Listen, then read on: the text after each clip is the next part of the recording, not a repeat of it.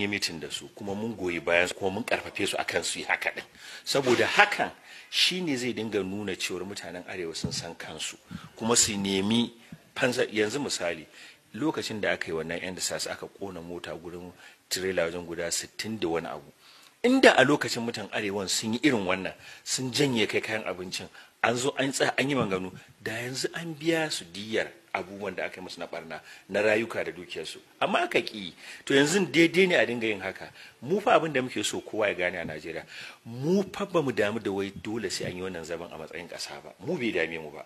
So mun tun ainihi kakanmu da ya gina arewacin Najeriya, shi Ahmadu Bello, tun ainihi ya ce wannan zalunci ne, kuskure ne haɗa kudancin Najeriya da arewacin Najeriya a matsayin ƙasa. Mu ban goyi bayansa ba.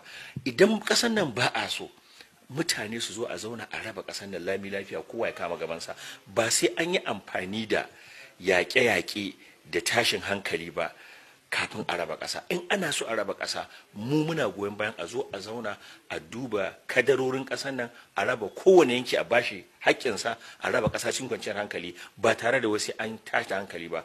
Kuma mun sha faɗin magana, ba za mu yadda a ce wai rayuwar Najeriya ta ta'allaka da zub da jinin mutumin arewa da ransa da dukiyarsa, wai in ana so a yi maintaining Najeriya ta zama ƙasa sai mutumin arewa ya haƙura ransa ya zama ba a bakin komai ba, dukiyarsa da mutuncinsa da jininsa ya zama ba a bakin komai ba, ba wanda zai dora mana wani abin mu karɓa, ba za mu yarda da shi ba.